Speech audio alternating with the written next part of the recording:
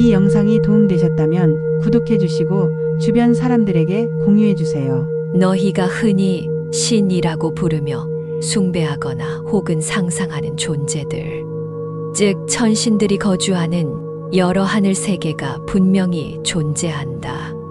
그 세계에 사는 천신들은 대부분 과거 생에 인간으로 살면서 자비심을 베풀고 계율을 지키며 많은 선한 업을 쌓은 공덕의 결과로 인간 세상과는 비교할 수 없을 정도로 훨씬 더 길고 오랜 수명을 누리며 아름답고 찬란한 모습과 온갖 감각적인 즐거움 속에서 커다란 행복을 누리며 살아간다. 그들의 세계는 언뜻 보기에 아무런 고통도 없는 영원한 천국처럼 보일 수도 있다. 그러나 너희가 분명히 기억해야 할 것은 그들 역시 그들 스스로가 과거에 지었던 선한 업의 힘에 의해서 그 세계에 태어나 잠시 머물고 있다는 점이다. 아무리 눈부시게 아름답고 즐거움이 가득한 천상의 세계에서 헤아릴 수 없이 오랜 세월 동안 복락을 누린다 할지라도 그곳에 사는 신들 역시 영원히 그 상태에 머물 수는 없다. 그들이 과거에 쌓았던 선한 업의 과보가 다 소진되고 나면 그들 또한 피할 수 없는 죽음을 맞이하게 되고 다시금 자신이 지은 또 다른 업에 따라 윤회의 수레바퀴 속으로 떨어져 다른 세계, 때로는 인간 세상보다 훨씬 더 낮은 고통스러운 세계에 태어날 수도 있다. 왜냐하면 그들 또한 모든 괴로움의 근본 원인이 되는 무지와 세상에 대한 가래에서 완전히 벗어나지 못했기 때문에 여전히 업과 윤회의 법칙 아래에 놓여 있으며 생사의 굴레 속에 갇혀 있는 존재들이기 때문이다. 그러므로 그들은 너희에게 궁극적인 해탈, 즉 모든 괴로움과 번뇌의 뿌리가 완전히 소멸된 열반의 경지를 가져다 줄 수는 없다. 그들 자신도 아직 그 완전한 자유와 평화의 경지에 이르지 못했기 때문이니라. 따라서 그들에게 의지하여 궁극적인 구원을 바라는 것은 마치 거센 홍수에 휩쓸려 떠내려가는 사람이 함께 떠내려가고 있는 다른 사람의 손을 붙잡고 구조되기를 바라는 것과 같이 어리석고 헛된 기대일 뿐이다. 천상은 육도를 벗어나지 못한 중생들이 자신의 쌓은 복업에 따라 태어나는 즐겁고 편안한 세계이니라. 수명이 다하면 다시 윤회의 수레바퀴를 벗어날 수 없다는 점에서 영원한 안식처라고 단정하기는 어렵다. 마치 여름날의 시원한 바람과 같아서 잠시의 기쁨은 주나 결국에는 사라지는 법이다. 진정 영원한 기쁨과 자유를 얻고자 한다면 천상에 머무르는 것에 만족해서는 안 된다. 스스로의 마음을 정화하고 지혜를 갈고 닦아 윤회의 굴레에서 벗어나야 한다. 마치 연꽃이 더러운 진흙 속에서 피어나듯 우리 또한 고통스러운 현실 속에서 깨달음을 얻어 해탈의 언덕으로 나아가야 할 것이다. 천상의 즐거움은 더섭고 언젠가는 쓰러지는 그림자와 같으니 영원한 행복을 추구하는 그대들은 부디 헛된 것에 마음을 빼앗기지 않기를 바란다. 기독교의 지옥은 죄를 지은 자들이 영원히 고통받는 불타는 심연이라 전해진다. 그 끔찍함에 두려움을 느끼는 것은 당연한 마음일 테다. 불교의 나락 또한 고통스러운 곳임에는 틀림없으나 그 의미와 깊이는 조금 다르니라. 불교의 지옥은 스스로의 어리석음과 악업으로 인해 가게 되는 곳이다. 탐욕과 분노, 어리석음의 불길이 타오르는 곳이다. 그곳에서의 고통은 스스로가 지은 악한 행위의 결과이니 누구를 탓할 수도 없다. 마치 어둠 속에서 길을 잃은 아이처럼 자신의 잘못된 생각과 행동이 낳은 고통 속에 영원히 헤매는 것이다. 하지만 불교의 가르침은 영원한 형벌만을 이야기하지 않는다.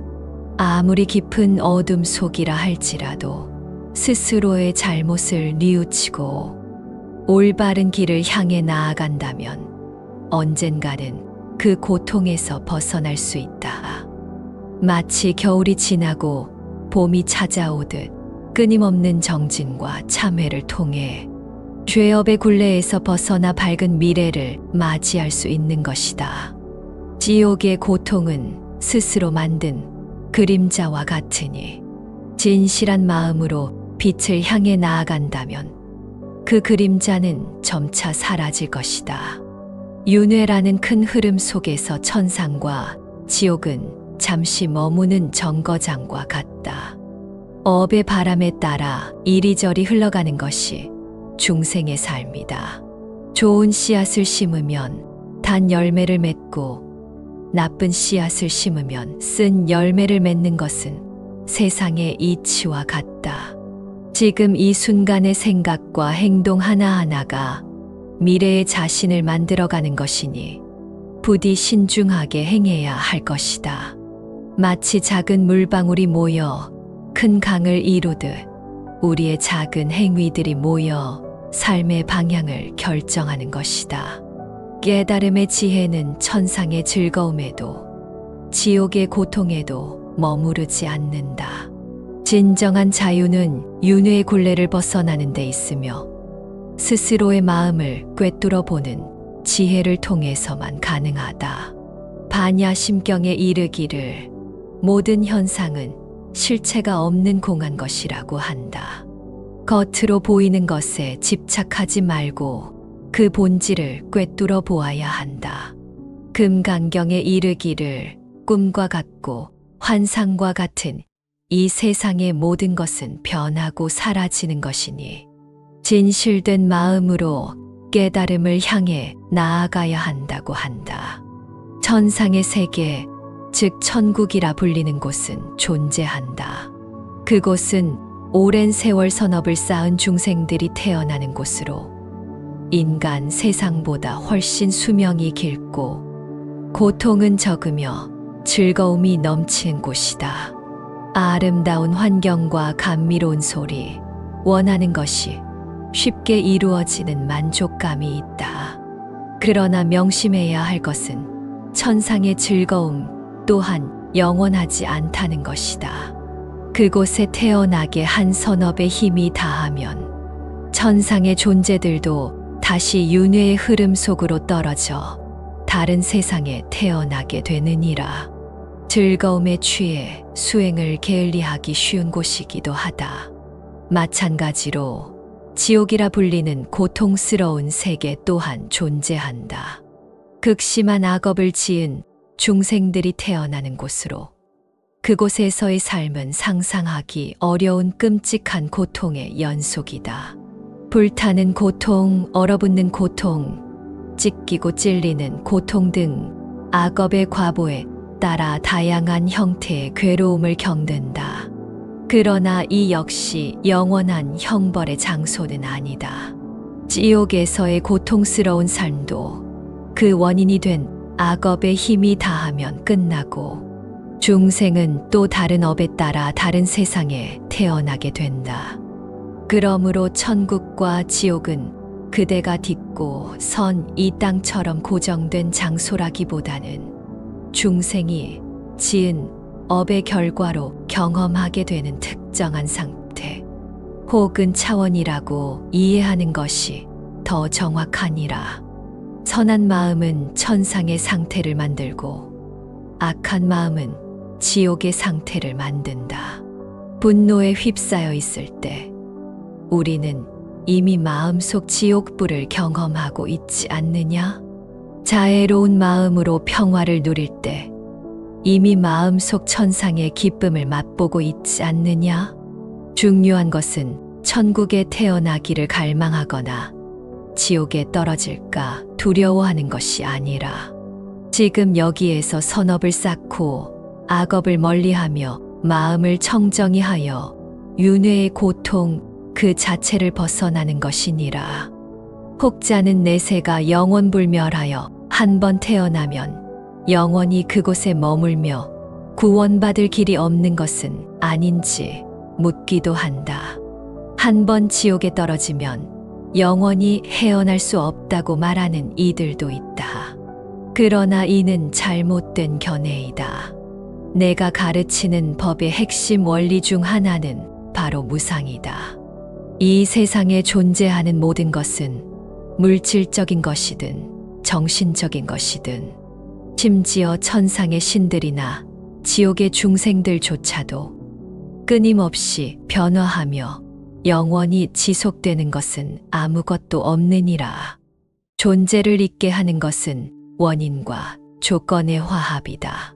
선업이라는 원인과 조건이 모여 천상에 태어나고 그 조건이 다하면 천상의 삶도 끝난다. 악업이라는 원인과 조건이 모여 지옥에 태어나고 그 조건이 다하면 지옥의 고통도 끝난다. 영원히 지속되는 천국도 없고 영원히 벗어날 수 없는 지옥도 없다. 모든 것은 인연 따라 생겨나고 인연 따라 사라질 뿐이니라. 영원불멸이라는 생각은 나라는 실체가 영원히 존재한다는 잘못된 믿음, 즉 아상에서 비롯된다.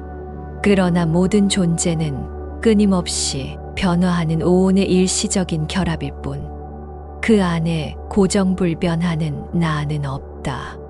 이것이 무아의 가르침이다.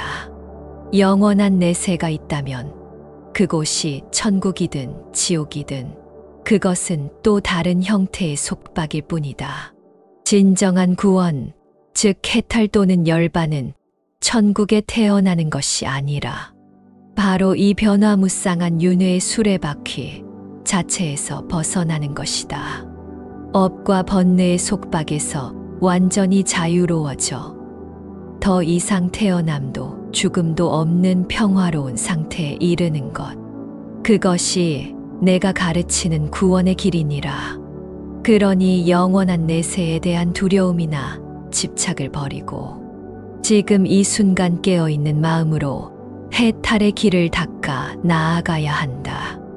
또한 세상을 창조하고 모든 것을 주관한다는 신은 과연 존재하는지에 대한 의문도 있을 것이다. 많은 이들이 전능한 창조신을 믿고 의지한다. 그대들이 말하는 창조주로서의 전능한 신에 대해 내가 말할 수 있는 것은 이것이다. 나는 이 세상 모든 존재와 현상이 수많은 원인과 조건들의 복잡한 상호작용, 즉 연기에 의해 발생하고 소멸한다고 가르친다. 모든 것은 서로 의지하여 존재하며 독립적이고 영원하며 전능한 창조주는 그 연기의 법칙 속에서 발견되지 않느니라. 만약 세상을 창조한 신이 있다면 그 신은 어디에서 왔는가? 그 신은 누가 창조했는가? 만약 그 신이 스스로 존재한다면 왜 세상에는 이토록 많은 고통과 불완전함이 존재하는가? 전능하고 자비로운 신이 있다면 왜 중생들은 늙고 병들고 죽어가며 온갖 슬픔과 절망을 겪어야 하는가?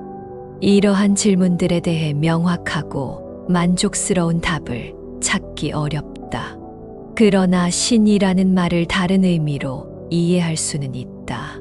천상의 세계에는 우리 인간보다 훨씬 뛰어난 능력과 지혜, 그리고 긴 수명을 가진 존재들, 즉 대바들이 존재한다. 그들은 오랜 세월 쌓은 선업의 힘으로 그곳에 태어나 인간이 상상하기 어려운 행복을 누린다. 어떤 대바들은 강력한 힘을 가지고 있어 인간 세상의 일에 영향을 미치기도 한다. 사람들은 이러한 존재들을 신이라고 부르며 숭배하기도 하느니라. 하지만 중요한 것은 이 천상의 신들조차도 연기의 법칙과 무상의 원리에서 벗어나지 못한다는 사실이다. 그들 역시 과거에 지은 업의 결과로 신의 몸을 받았으며 그 수명이 다하면 다시 윤회하게 된다.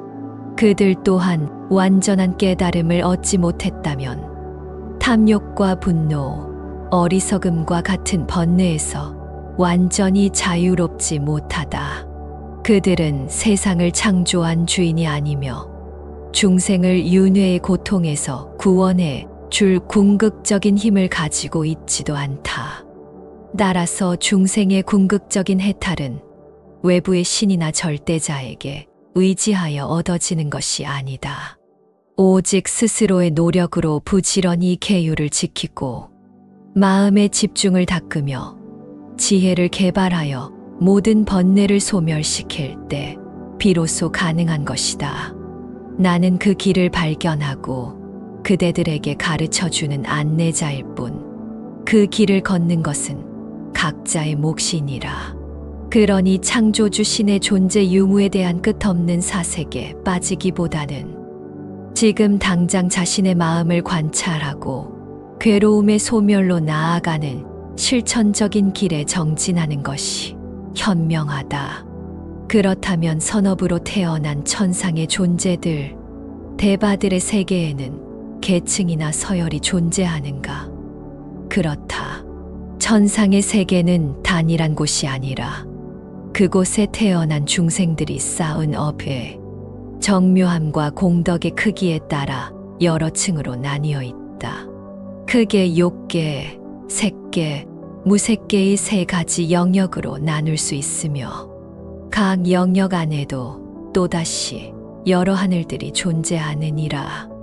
욕계 천상은 감각적인 욕망과 즐거움이 주가 되는 세계로 인간 세계보다는 훨씬 수명이 길고 행복하지만 여전히 물질적인 형태와 감각적 욕망에 얽매여 있다. 우리가 흔히 신이라고 부르는 많은 존재들이 이 욕계 천상에 속한다. 이곳에도 사왕천, 도리천, 야마천, 도솔천, 화락천, 타화자재천 등 여러 하늘들이 있으며 각 하늘마다 수명과 행복의 정도, 누리는 즐거움의 종류가 다르다. 더 높은 하늘일수록 더 미묘하고 수승한 즐거움을 누린다. 책계 천상은 감각적인 욕망에서는 벗어났으나 아직 미세한 물질적인 형태는 남아있는 세계이다. 깊은 선정 수행을 통해 도달할 수 있는 곳으로 욕계 천상보다 훨씬 고요하고 평화로우며 수명도 비교할 수 없이 길다. 책계 또한 초선천부터 사선천까지 네 단계의 선정 수준에 따라 여러 하늘들로 나뉜다. 이곳의 존재들은 순수한 빛과 같은 형상을 하고 있으며 마음의 고요함 속에서 깊은 희열을 누리느니라. 무색계 천상은 물질적인 형태마저 완전히 벗어난 순수한 정신적인 세계이다. 더욱 깊고 미묘한 선정 수행을 통해 도달할 수 있는 최고의 천상 세계이다. 공무변처, 식무변처, 무소유처, 비상비비상처의 네 하늘로 이루어져 있으며 이곳의 존재들은 형체 없이 오직 의식만으로 존재하며 상상할 수 없이 긴 시간 동안 깊은 선정의 평화 속에 머문다. 이처럼 천상의 세계에는 쌓은 공덕과 수행의 깊이에 따라 명확한 계층과 차이가 존재한다. 그러나 다시 한번 강조하거니와 그 어떤 천상의 세계에 태어난다 하더라도 그것이 아무리 수명이 길고 행복하다 할지라도 그것은 여전히 윤회의 영역 안에 있으며 무상의 법칙을 벗어날 수는 없다. 업의 힘이 다하면 그곳에서의 삶도 끝나고 다시 다른 세상으로 윤회하게 된다. 심지어 가장 높은 무색계 천상인 비상비비상처에 태어난 존재라 할지라도 완전한 해탈을 이룬 것은 아니니라. 오직 팔정도를 닦아 열반을 증득하는 것만이 모든 계층과 차별을 넘어선 궁극적인 자유와 평화를 가져다 준다.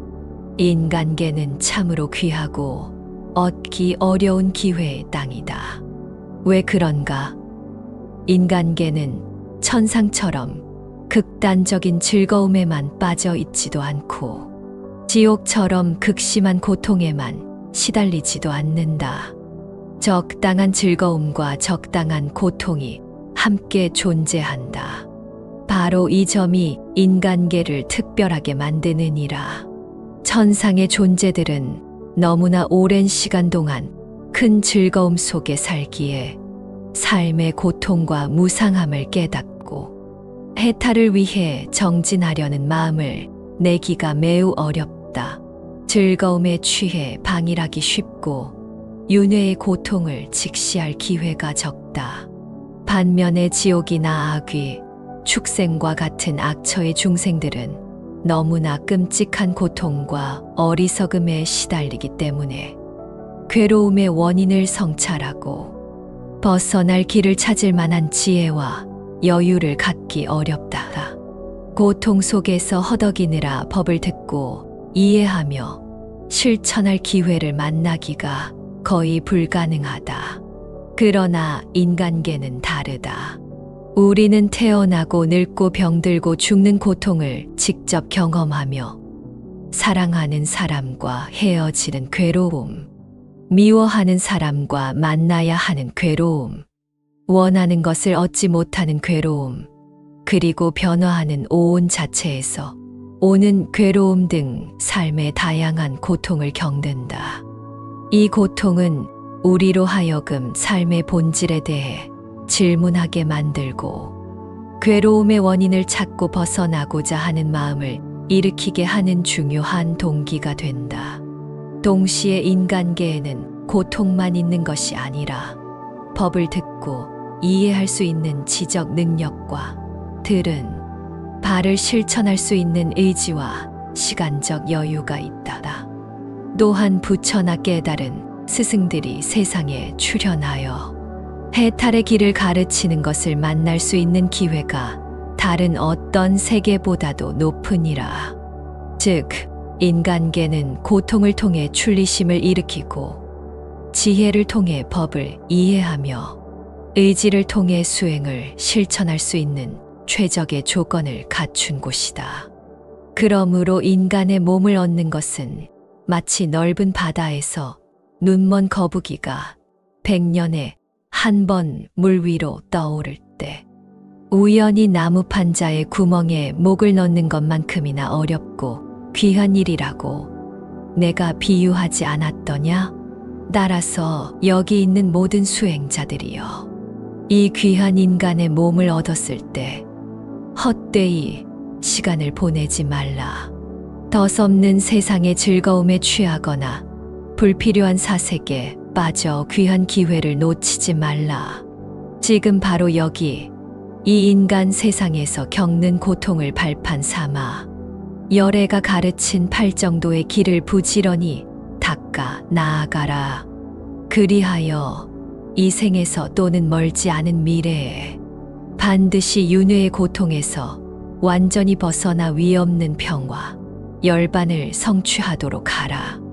이것이 인간계에 태어난 가장 큰 의미이자 축복이다. 많은 보살과 중생들이 나를 신들과 인간의 스승이라고 부르는 이유는 다른 어떤 신이나 인간보다 뛰어나서가 아니다. 그것은 내가 바로 이 끝없는 생사의 윤회라는 거대한 감옥을 완전히 벗어난 존재이기 때문이다. 나는 오랜 수행과 깊은 성찰을 통해 완전한 깨달음을 얻어 모든 번뇌와 괴로움의 뿌리를 남김없이 뽑아버리고 불사의 경지에 이르렀기에 아직 윤회의 굴레 속에서 벗어나지 못한 천상의 신들조차도 나의 가르침을 듣고고 그들 역시 해탈의 길로 나아가기를 간절히 원하는 것이다. 나의 가르침은 특정한 신분이나 종족 혹은 인간이라는 종에만 국한된 것이 아니라 깨달음을 얻고자 하는 진실한 마음과 의지를 가진 모든 존재에게 차별 없이 활짝 열려 있느니라. 너희는 종종 이 세상 만물이 어떻게 생겨났는지 궁금해하며 세상을 처음부터 설계하고 만들었으며 지금도 모든 것을 주관하고 다스리는 단 하나의 절대적인 창조주가 있는지에 대해 묻는다. 그러나 나는 이 세상이 어떤 초월적인 존재의 신비로운 의지나 계획에 의해 창조되고 움직이는 것이 아니라 모든 것이 서로 연결되어 원인과 결과의 법칙, 즉 연기의 법칙에 따라 끊임없이 변화하며 흘러간다고 가르친다. 이것이 생겨나면 저것이 함께 생겨나고 이것이 사라지면 저것도 함께 사라지는 것이 바로 우주 만물의 근본적인 이치이다. 너희가 겪는 괴로움 또한 마찬가지이다.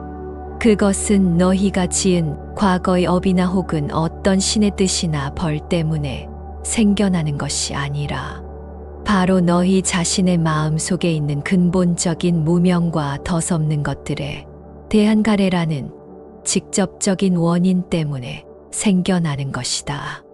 그러므로 세상을 창조한 신이 실제로 있는지 없는지를 따지며 끝없는 논쟁을 벌이는 것보다는 지금 너희의 마음 속에서 괴로움을 일으키고 있는 그 직접적인 원인이 무엇인지를 스스로의 마음 안에서 정확히 찾아내고 그것을 소멸시키기 위해 노력하는 것이 훨씬 더 중요하고 실질적인 문제 해결의 길이니라. 창조주에 대한 굳건한 믿음이 너희의 마음에 잠시 위안과 평화를 가져다 줄지는 모르나 그것이 괴로움의 가장 깊은 뿌리가 되는 무지와 집착을 근본적으로 뿌리 뽑아주지는 못한다. 그러므로 너희는 다른 어떤 보이지 않는 외부의 존재나 신에게 의지하여 구원을 얻으려 하기보다는 오직 너희 자신의 내면에 있는 힘과 가능성을 믿고 너희 자신을 등불로 삼으며 내가 너희에게 가르쳐준 진리의 가르침인 법을 등불로 삼아 스스로의 길을 밝혀 나아가야 한다. 너희 각자의 마음 안에는 이미 완전한 깨달음을 이룰 수 있는 밝고 청정한 지혜의 씨앗, 즉 불성이 본래부터 갖추어져 있다. 부지런히 나의 가르침을 배우고 그 의미를 깊이 사유하며 배운 바를 삶 속에서 꾸준히 실천하고 항상 깨어있는 마음으로 스스로의 마음을 깊이 성찰하며 몸과 말과 생각으로 짓는 행위를 조심하여 계율을 지키고 마음을 고요히 가라앉히는 선정과 사물의 참모습을 꿰뚫어보는 지혜를 꾸준히 닦아 나아갈 때 너희는 반드시 그 누구의 도움도 없이 스스로의 힘으로 모든 괴로움의 속박에서 벗어나 완전한 해탈을 성취할 수 있다. 구원은 결코 밖에서 주어지는 값싼 선물이 아니라 너희 내면에서 피와 땀으로 이루어내는 치열하고 숭고한 수행의 결과이니라. 비록 인간 세상보다 훨씬 수명이 길고 뛰어난 복락을 누리는 여러 천신들의 세계가 엄연히 존재하기는 하지만 그들 역시 윤회의 과정 속에 있는 존재이며 너희의 궁극적인 귀처가 될 수는 없다. 또한 세상을 창조하고 주관하는 절대적인 신의 존재 유무에 대한 형이상학적인 논쟁은 너희가 당면한 현실적인 괴로움을 소멸시키는 궁극적인 목표에 비추어 볼 때 부차적인 문제에 지나지 않는다. 진정으로 중요한 것은 너희 자신의 현실적인 괴로움을 정면으로 직시하고 그 모든 괴로움의 근본 원인이 다른 어느 곳도 아닌 바로 너희 자신의 마음 속에 깊이 뿌리박고 있는 탐욕과 성냄, 그리고 어리석음이라는 세 가지 독에 있음을 명확히 깨닫는 것이다. 그리고 내가 제시한 8가지 바른 길, 즉 팔정도라는 구체적인 수행의 길을 꾸준히 걸어감으로써 그 근본 원인을 남김없이 소멸시키고 마침내 스스로의 노력과 지혜로서 완전한 자유와 영원한 평화, 즉 열반을 바로 이곳에서 실현하는 것이다. 그러니 더 이상 막연하게 외부의 신을 찾아 헤매거나 의지하려 하지 말고 너희 자신의 내면에 이미 갖추어져 있는 무한한 가능성, 즉 불성을 깨우는데 온 힘을 기울이라. 나는 아주 먼 과거 세상의 왕자로 태어났다. 모든 것이 풍족한 환경에서 자라났기에 세상에 존재하는 괴로움의 그림자를 알지 못했다. 아름다운 궁궐, 사랑하는 가족, 부족함 없는 재물 속에서 나는 세상의 즐거움만이 전부라 여기며 살았다. 시간은 흘렀고 나는 성인이 되었다. 그러던 어느 날 나는 성문 밖으로 나가게 되었다. 그곳에서 나는 이전에는 결코 본 적 없는 모습들을 마주하게 되었느니라. 허리가 굽고 머리카락이 하얗게 샌 노인을 보았다. 온몸이 병들어 신음하는 병자를 보았다. 싸늘하게 식어 슬픔 속에 운반되는 죽은 이를 보았다. 이러한 모습들은 나에게 큰 충격을 주었다. 화려한 궁궐 안에서는 결코 상상할 수 없었던 인생의 어두운 단면, 즉 늙음과 병들, 그리고 죽음의 필연적인 과정을 목격한 것이다. 그 순간 내가 누리던 세속의 부귀영화가 더섭고 일시적인 것임을 절실히 깨닫게 되었다. 영원할 것 같았던 젊음도 건강도 생명조차도 언젠가는 쓰러져 간다는 진실 앞에 마음이 무겁게 가라앉았다. 그때 고요하고 평온한 모습의 수행자를 보았다. 그는 모든 것을 버린 듯 보였으나 그 표정에는 깊은 안정과 자유가 깃들어 있었다. 나는 그 모습에서 괴로움의 속박에서 벗어날 수 있는 길이 존재할지도 모른다는 희망을 보았다. 세속적인 쾌락과 권력이 진정한 행복을 가져다 주지 못하며 생로병사의 괴로움에서 벗어나는 길을 찾아야 한다는 생각이 내 마음을 사로잡았다. 그리하여 나는 사랑하는 가족과 내가 누리던 왕자의 지위, 모든 부귀와 권세를 뒤로하고 진리를 찾아 길을 떠나기로 결심했다. 이것이 나의 출가이다. 출가 후 나는 진리를 얻기 위해 온갖 방법을 시도했다. 당시 많은 수행자가 그러했듯 나 역시 극단적인 고행을 통해 깨달음을 얻고자 했다. 음식을 거의 먹지 않아 몸은 극도로 쇠약해졌고 숨을 참거나 뜨거운 태양 아래 몸을 맡기는 등 육체를 학대하는 수행에 몰두했다. 육체의 고통을 이겨내면 정신이 맑아지고 진리를 볼 수 있으리라 믿었던 것이다. 그러나 오랜 고행 끝에 내가 얻은 것은 황폐해진 몸과 혼미해진 정신뿐이었다. 육체를 괴롭히는 것만으로는 결코 마음의 평화나 궁극적인 지혜에 이를 수 없음을 깨달았느니라.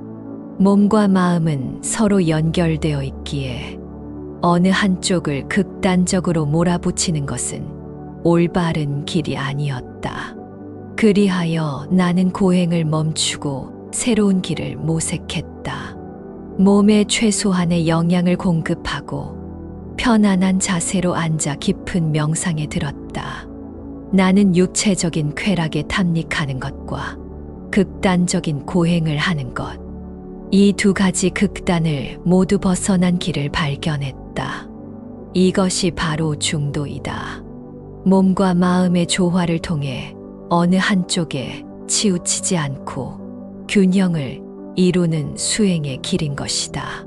지나치게 풀어지지도 않고 지나치게 조이지도 않는 검은고 줄처럼 우리의 몸과 마음도 적절한 상태를 유지할 때 비로소 최상의 능력을 발휘할 수 있다. 이 중도의 길 위에서 나는 깊은 명상, 즉 삼매에 들었다. 삼매는 마음이 외부의 방해나 내부의 번잡한 생각들로부터 벗어나 고요하고 안정된 상태에 머무는 것이다. 마치 바람 한 점 없는 날의 호수 표면처럼 마음이 잔잔하고 평온해지는 상태이다. 이런 고요함 속에서 비로소 우리는 사물의 본질과 세상의 이치를 명료하게 통찰할 수 있게 된다. 마음을 이처럼 고요하고 맑게 만들기 위해서는 무엇보다 우리 마음 속에 자리한 집착과 욕심을 내려놓는 연습이 필요하다. 우리는 나라는 생각, 내 것이라는 소유욕, 그리고 변하지 않기를 바라는 갈망 때문에 괴로워한다. 세상의 모든 것은 끊임없이 변하며 영원한 것은 없다는 사실을 받아들이지 못하기 때문이다. 재물, 명예, 권력, 심지어는 사랑하는 사람이나 나 자신의 존재까지도 언젠가는 변하고 사라진다. 이러한 변화의 흐름을 거스르려 하고 붙잡으려 할 때 마음에는 고통이 생긴다. 그러므로 우리는 자신의 마음을 깊이 들여다보는 연습을 해야 한다. 마치 거울이 사물을 비추듯 내 마음 속에서 어떤 생각과 감정이 일어나고 사라지는지를 알아차려야 한다. 즐거운 감정이든 괴로운 감정이든 혹은 탐욕이나 분노의 마음이든 그것들이 단지 마음 속에서 일어났다 사라지는 현상임을 판단 없이 관찰하는 것이다. 이것은 좋은 것이다. 저것은 나쁜 것이다 라고 분별하거나 특정 감정에 휩쓸리지 않고 그저 알아차리고 흘려보내는 연습을 꾸준히 해야 하느니라. 마음은 본래 맑고 깨끗한 상태와 같다. 마치 맑은 물과 같아서 그 자체로는 투명하고 고요하다. 그러나 탐욕, 성냄, 어리석음이라는 먼지와 흙탕물이 휘저어지면 물은 흐려지고 본래의 맑음을 잃게 된다. 마음을 관찰하고 집착을 내려놓는 수행은 이 흙탕물을 가라앉히고 다시 맑은 물의 상태로 되돌리는 과정과 같다. 꾸준히 마음을 들여다보고 알아차리는 연습을 통해 우리는 점차 욕심과 집착에서 벗어나 마음의 본래 모습인 고요함과 청정함을 회복할 수 있다. 이것이 내가 발견한 괴로움의 소멸로 이르는 길이다. 해속의 부기를 버리고 출가하여 극단적인 고행을 넘어 중도를 발견하고 깊은 삼매 속에서 마음을 관찰하여 집착을 내려놓음으로써 나는 마침내 모든 번뇌에서 벗어나 완전한 깨달음을 얻었다. 이 길은 특별한 누군가에게만 열려 있는 것이 아니다. 올바른 이해와 꾸준한 실천이 있다면 모든 존재가 스스로의 마음을 닦아가 괴로움에서 벗어나 참된 평화와 자유를 얻을 수 있음을 기억해야 한다. 사람들은 자신이 좋아하는 것은 어떻게든 곁에 두려고 하고 싫어하는 것은 어떻게든 멀리 밀어내려고 애쓴다. 바로 이 마음의 작용에서부터 괴로움은 시작된다. 좋은 것을 붙잡으려는 마음, 싫은 것을 거부하려는 마음, 이 두 가지 모두 집착이며 괴로움의 뿌리가 된다. 몸이 병들어 아플 때나 굶주림으로 허덕일 때 우리는 직접적인 고통을 느낀다. 또한 마음이 미래에 대한 불안감이나 지나간 일에 대한 두려움에 사로잡힐 때도 괴롭다. 특정한 사람이나 사물, 혹은 생각에 강하게 매달리는 집착 역시 우리를 괴로움 속에 묶어두는 밧줄이 되느니라. 원하는 것이 이루어지지 않을 때의 실망감, 가지고 있는 것을 잃을까봐 걱정하는 마음, 이 모든 것이 고통의 다른 모습들이다. 더욱 근본적인 괴로움은 세상의 본질을 오해하는 데서 비롯된다. 세상의 모든 현상은 끊임없이 변화한다. 태어난 것은 반드시 늙고 병들어 죽으며 만들어진 것은 언젠가 부서지고 사라진다. 영원히 변치 않는 고정된 실체란 본래 없다.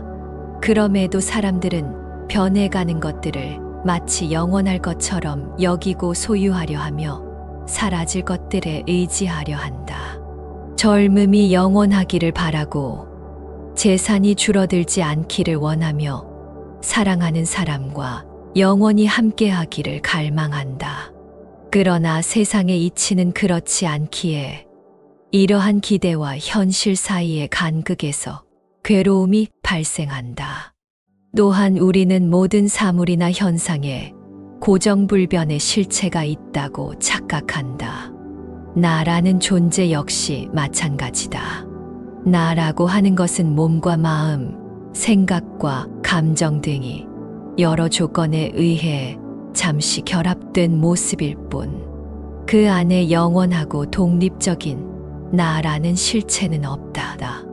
그럼에도 우리는 나가 실제로 존재한다고 굳게 믿고 나를 중심으로 세상을 판단하며 내 것을 주장한다. 이러한 실체에 대한 잘못된 믿음, 즉 실체가 없는 것을 실체가 있는 것처럼 여기는 무지 때문에 우리는 끝없는 욕망과 갈등 속에서 괴로워하는 것이다. 그러므로 괴로움에서 벗어나기 위해서는 무엇보다 바른 견해를 확립하는 것이 중요하다. 바른 견해란 모든 것은 인연 따라 생겨나고 흩어지며 영원하지 않고 끊임없이 변한다는 진실, 그리고 그 어떤 것에도 고정된 실체는 없다는 사실을 있는 그대로 꿰뚫어 보는 지혜를 말한다.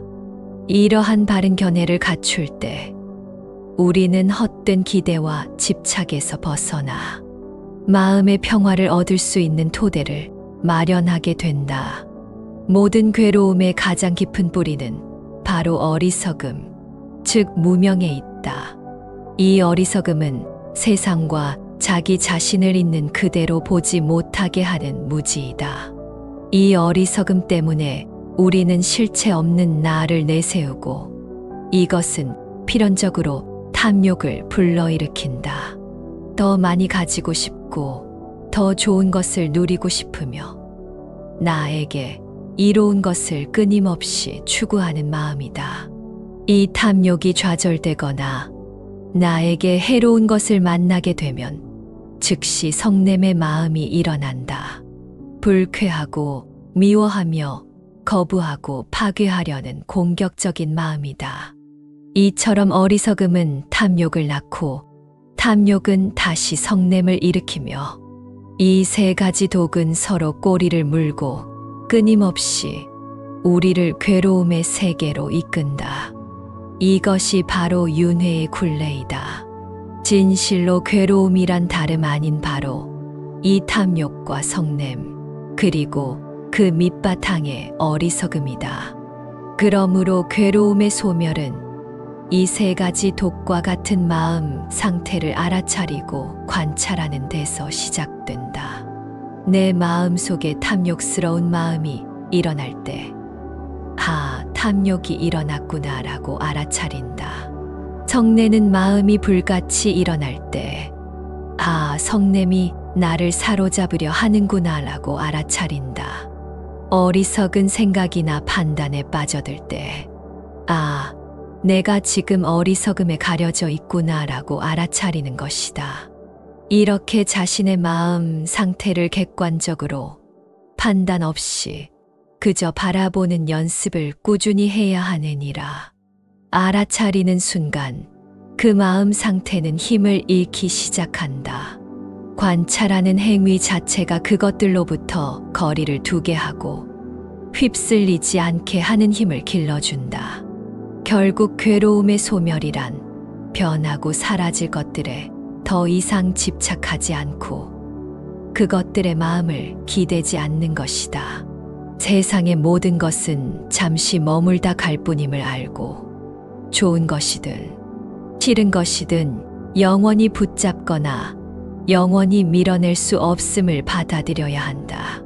조건 따라 일어나는 현상들에 일희일비하지 않고 그저 왔다가 가는 것으로 바라볼 수 있을 때 마음은 더 이상 흔들리지 않는다.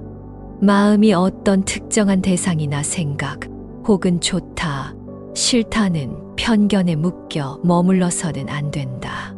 마음은 본래 그 어떤 것에도 물들지 않고 어디에도 걸리지 않는 자유롭고 유연한 상태여야 한다. 마치 허공이 모든 것을 포용하되 그 어떤 것에도 집착하지 않는 것처럼 우리의 마음도 모든 생각과 감정을 허용하되 거기에 머물거나 집착하지 않아야 한다. 이러한 훈련을 통해 마음이 특정한 대상이나 관념, 편견으로부터 자유로워질 때 마음은 본래 지니고 있는 깨끗하고 밝은 상태를 스스로 드러낸다. 이것이 바로 번뇌에서 벗어나 열반의 고요함에 이르는 길이다. 모든 살아있는 존재들은 보이지 않는 실에 이끌리듯 끝없는 시간 동안 태어나고 죽음을 반복한다. 이 과정에서 존재들은 자신이 지은 행위의 결과에 따라 6가지의 서로 다른 세상, 즉 육도를 끊임없이 오가게 된다. 이 6세상이란 가장 높은 곳의 천상 세계, 다툼이 끊이지 않는 아수라의 세계, 우리가 지금 머물고 있는 인간의 세계, 어리석음 속에 살아가는 축생의 세계, 늘 굶주림에 시달리는 아귀의 세계, 그리고 극심한 고통이 따르는 지옥의 세계를 말한다. 존재가 다음 생에 이 6세상 중 어느 곳에 태어날지는 전적으로 자신이 과거에 지었던 업에 의해 결정된다. 업이란 의도를 가지고 행하는 모든 생각과 말, 그리고 몸짓을 뜻한다. 단순히 행위의 결과만이 아니라 그 행위를 하게 된 마음의 동기, 즉 의도가 업을 형성하는 데 중요한 역할을 한다. 선한 마음, 즉 자비심이나 베풀고자 하는 마음으로 행한 착한 행위는 밝고 즐거운 결과를 가져와 천상이나 인간, 세상과 같은 비교적 안락한 곳에 태어나게 하는 힘이 된다. 이곳에서는 과거의 복덕을 누리며 상대적으로 평온한 삶을 살게 된다. 반대로 악한 마음, 즉 탐욕이나 성냄, 혹은 어리석음에 바탕을 둔 나쁜 행위는 어둡고 괴로운 결과를 초래한다. 이러한 악업은 존재를 축생이나 악귀, 지옥과 같은 고통이 극심한 세상으로 이끈다. 축생은 본능에 따라 살아가며 지혜를 닦기 어렵고 악귀는 채워지지 않는 갈망으로 고통받으며 지옥은 상상하기 어려운 끔찍한 형벌 속에서 신음하게 되느니라.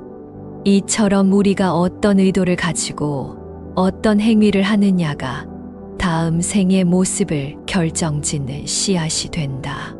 한 번 심겨진 씨앗이 언젠가 반드시 싹을 틔우듯 한 번 지어진 업의 힘은 결코 저절로 사라지지 않는다. 그것은 인연이 무르익을 때 반드시 그에 합당한 결과를 가져온다. 좋은 업은 좋은 결과를, 나쁜 업은 나쁜 결과를 피할 수 없이 마주하게 되는 것이다. 이것이 바로 인과응보의 법칙이며 윤회가 지속되는 근본 원리이다. 이처럼 헤아릴 수 없이 많은 생을 거듭하며 육도를 떠도는 과정 속에서 지금 우리가 이렇게 인간의 몸을 받아 태어났다는 것은 실로 엄청난 행운이자 축복이다. 경전에서는 비유하기를 망망대해에 눈먼 거북이가 살고 있는데 이 거북이가 100년에 단 한 번 물 위로 머리를 내밀 때 마침 바다 위를 떠다니는 작은 나무 판자의 구멍 속으로 그 모기 속 들어갈 확률보다도 인간으로 태어나기가 더 어렵다고 했다. 그만큼 인간으로의 탄생은 억겁의 시간 동안 쌓아온 선업과 공덕이 바탕이 되어야만 가능한 매우 희유하고 값진 기회인 것이다. 왜 인간의 몸이 이토록 귀한가? 천상의 존재들은 너무 큰 즐거움에 빠져 괴로움을 잊고 수행할 생각을 내기 어렵다. 아수라는 끝없는 질투와 싸움으로 마음이 평온할 틈이 없다. 지옥, 악귀, 축생의 존재들은 극심한 고통이나 어리석음 때문에 진리를 이해하고 실천할 여유가 없다. 오직 인간 세상만이 적절한 고통과 즐거움이 공존하여 삶의 무상함과 괴로움을 깨닫고 그 괴로움에서 벗어나고자 하는 마음을 일으켜 수해, 정진할 수 있는 가장 좋은 조건을 갖추고 있기 때문이다. 그러므로 이처럼 얻기 어려운 인간의 몸을 받았을 때 우리는 이 기회를 헛되이 보내서는 안 된다. 찰나와 같이 지나가는 세상의 부귀영화나 쾌락에 대한 집착, 그리고 나와 내 것이라는 어리석은 생각들을 과감히 내려놓아야 한다. 그리고 이 소중한 기회를 발판 삼아 진리의 가르침을 배우고 실천하여 마음속의 탐욕과 성냄, 어리석음을 소멸시켜야 한다. 그리하여 더 이상 고통스러운 생사를 반복하지 않고 모든 속박에서 벗어난 영원한 평화, 즉 윤회의 사슬을 완전히 끊어내는 길로 나아가야 할 것이니라. 모든 일은 마음에서부터 시작된다. 마음이 선하면 세상이 선하게 보이고 마음이 악하면 세상 또한 악하게 보이는 법이다. 그러므로 우리가 겪는 모든 경험과 앞으로 마주할 미래는 궁극적으로 우리 자신의 마음가짐에 달려있다. 업보 역시 마찬가지로 마음에서 비롯된다. 내가 업이라고 말하는 것은 어떤 의도를 가지고 행하는 모든 생각과 말과 행동을 가리킨다. 마음속으로 무엇을 계획하고 입으로 어떤 말을 하며 몸으로 어떤 행동을 하는가. 이 모든 의도적인 행위가 바로 업을 짓는 과정이다. 중요한 것은 행위의 겉모습만이 아니라 그 행위를 일으킨 마음의 바탕, 즉 의도이다. 마음속 깊은 곳에 탐욕, 즉 끝없는 욕심과 갈망이 자리 잡고 있으면 그 마음은 자연스럽게 더 많은 것을 소유하려 하고 움켜쥐려는 행위로 이어진다. 마음의 성냄, 즉 미움과 분노, 불만이 가득하면 이는 남을 비난하거나 해치려는 말과 행동으로 드러나게 된다. 또한 마음의 어리석음, 즉 사물의 실상을 바로 보지 못하는 무지가 드리워져 있으면 잘못된 판단을 내리고 어리석은 행동을 반복하게 된다. 이렇게 탐욕과 성냄과 어리석음이라는 세 가지 독에 물든 마음에서 비롯된 행위들은 모두 악한 업이 되어 쌓여가고 이는 결국 자신과 타인에게 괴로움이라는 결과를 가져오게 되느니라. 반대로 마음이 선하고 청정하면 그 결과 또한 밝고 이롭다. 자비심으로 남을 돕고 베풀고자 하는 마음으로 나누며 지혜로운 마음으로 올바른 판단을 내리는 행위는 선한 업이 된다. 이러한 선업은 당장은 물론 미래에도 평화와 행복이라는 선한 과보를 가져다 준다. 마음의 상태가 씨앗이 되어 행위라는 나무를 자라게 하고 그 나무는 반드시 그 씨앗에 걸맞은 열매, 즉 과보를 맺게 되는 것이다. 무뎌진 업의 씨앗은 결코 사라지지 않는다.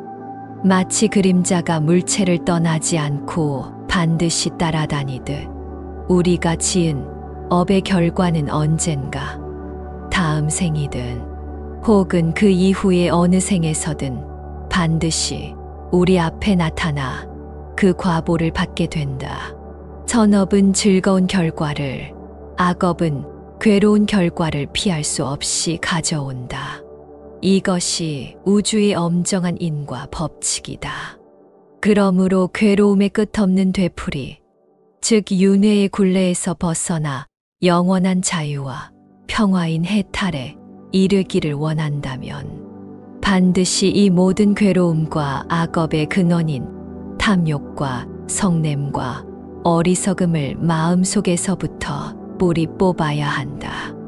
이 세 가지 독을 버리는 것이 바로 해탈로 나아가는 유일한 길이다. 과거에 어떤 삶을 살았고 어떤 업을 지었는지 연연하기보다 바로 지금 이 순간 내가 어떤 마음을 가지고 어떤 행위를 하는지가 무엇보다 중요하다.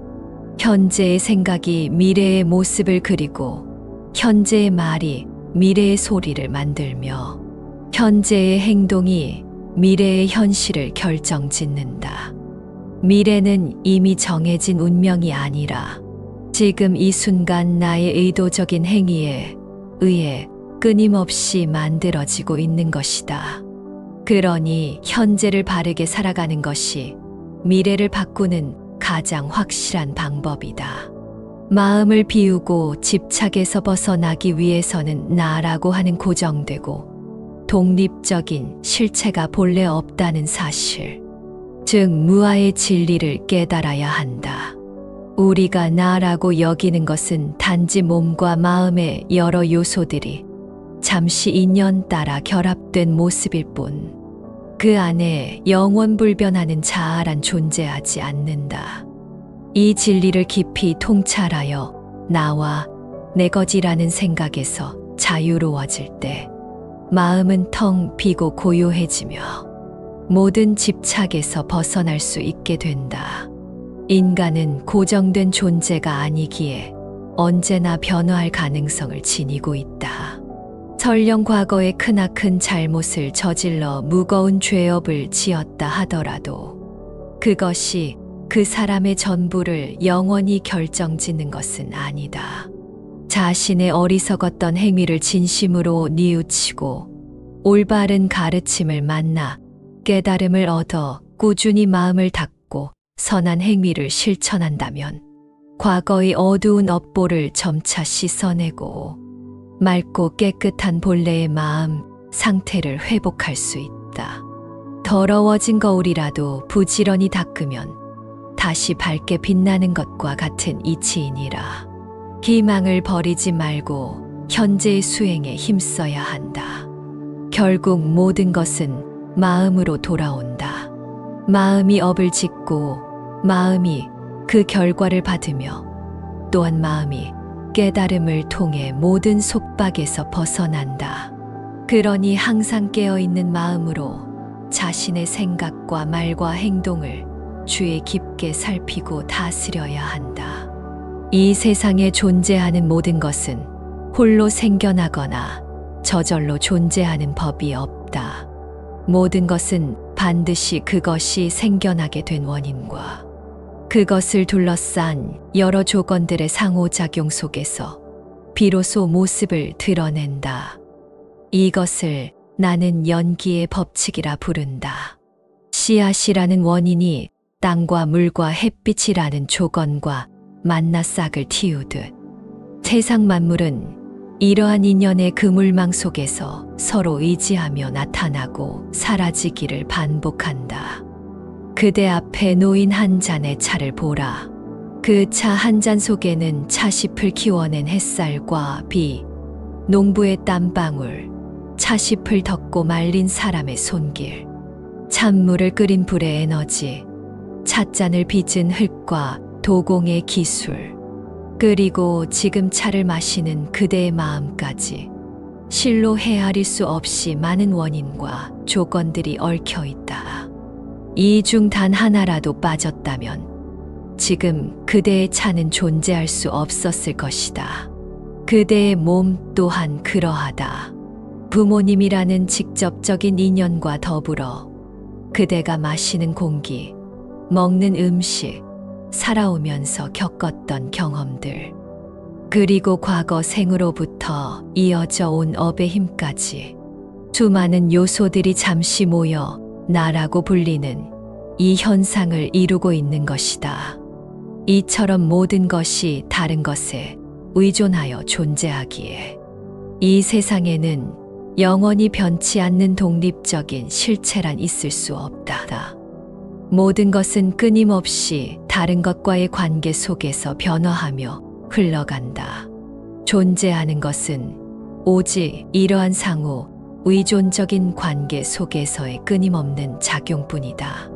이것이 있으므로 저것이 있고, 이것이 생겨나므로 저것이 생겨나는 연기의 법칙만이 이 우주를 관통하는 유일한 진리이다.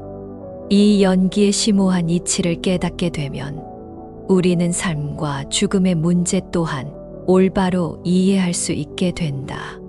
태어남이 있기에 필연적으로 늙음과 병들, 그리고 죽음이 뒤따른다. 만약 태어남이라는 최초의 조건이 없다면 그 뒤를 잇는 생로병사의 괴로움 또한 있을 리 없다. 우리가 경험하는 부와 명예의 흥망성쇠, 사랑과 미움이라는 감정의 변화 역시 모두 이 인연의 법칙 아래 있다. 조건이 무르익으면 잠시 나타났다가 조건이 다하면 이내 흩어져 사라지는 물거품이나 아지랑이와 같은 것이다. 그러니 그 무엇 하나 영원하다고 집착할 것이 없느니라.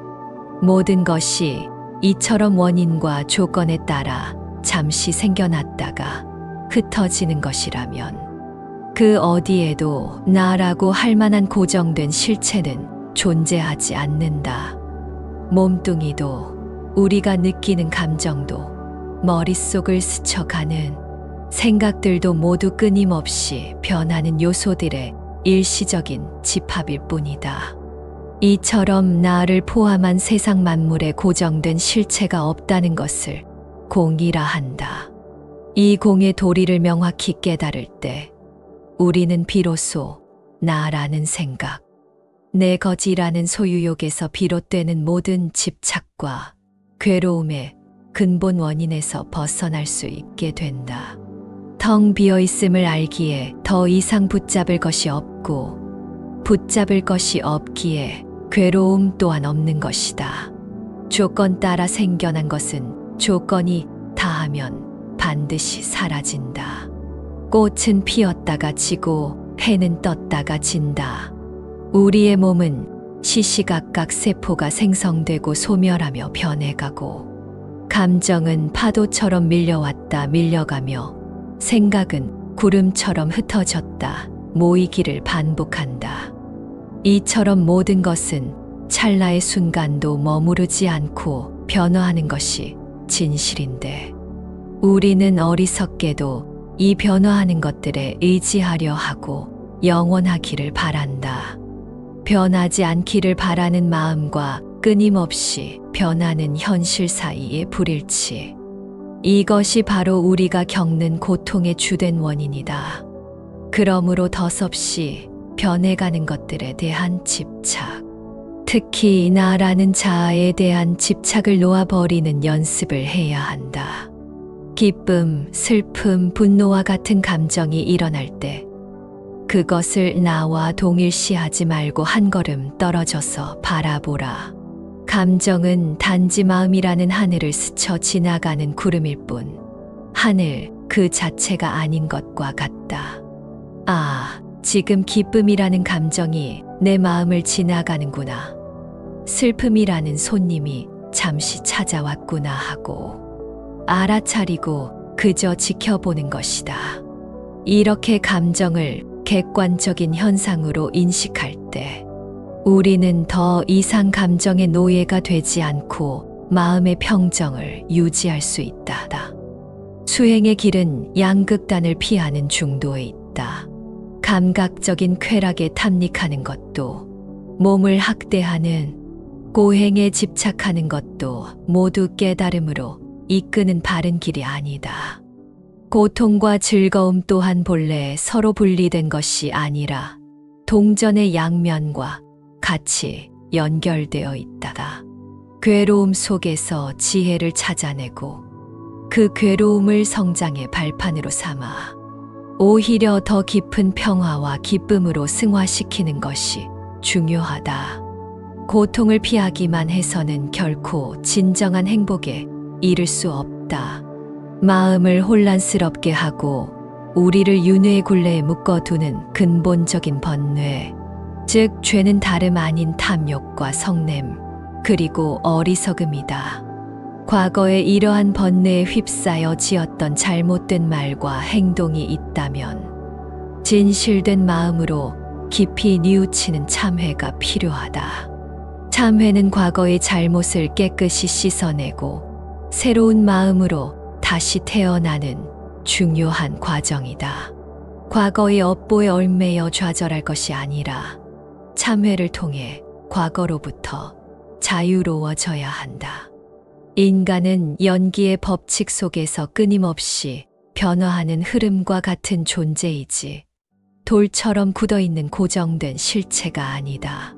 그렇기에 과거에 아무리 큰 죄업을 지었다 할지라도 그것이 영원히 그 사람의 운명을 결정짓는 것은 아니다.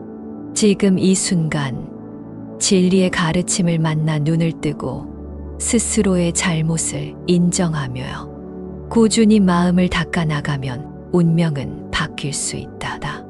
착한 일을 행하여 공덕을 쌓고 모든 것은 연기하며 공하다는 바른 견해를 확립하여 실천한다면 아무리 두터운 업장이라 할지라도 능히 녹여내고 소멸시킬 수 있다.